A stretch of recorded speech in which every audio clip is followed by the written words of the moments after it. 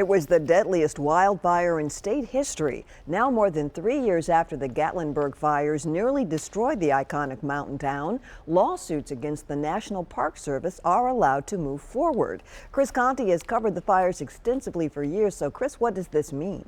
Well, Vicki, it means that there may be some hope for victims trying to recover money for what they lost. That includes 10 wrongful death lawsuits.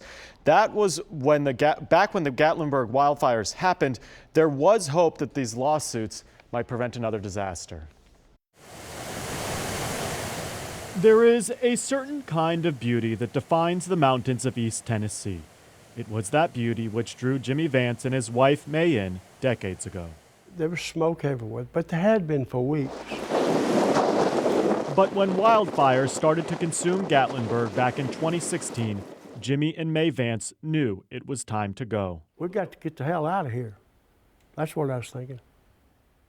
We got to go. They were married for 60 years, retired together in the mountains. Jimmy Vance escaped the fires alive.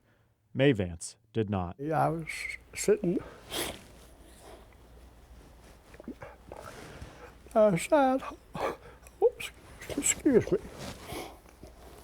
holding her hand. Keep going, keep going. 14 lives were lost that November day 3 years ago. And for the hundreds of people who lost everything, they have always wondered why authorities waited more than an hour to evacuate. If I'd only had a warning from the authorities to get the hell out, we would have gone. For the people who were involved in the fire, it's never going to be the way it was. That is Gordon Ball, an attorney based in Knoxville. He represents Jimmy Vance and nearly 400 other fire victims. They have sued the National Park Service over how it chose to handle the fire when it first started. I think it was just a total, utter lack of the chain of command working in this case. The 400 people Gordon represents got a major victory last month. A federal judge has now ruled their lawsuits against the National Park Service can move forward. They are looking for money, but Gordon says there's something else they want. At the end of the day, it's important to hold the government accountable for what they did or didn't do in this case, and really what they didn't do in this case.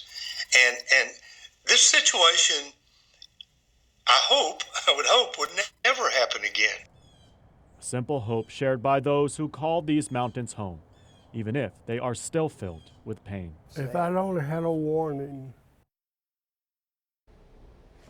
Here's what will likely happen next. Gordon Ball and his fellow attorneys will start deposing some members of the National Park Service. Their hope is to find out where the breakdown in protocol happened, why warnings were never sent out to residents, and if anything has changed since the fires occurred. It could be another 4 years before any of these cases are resolved. Vicki?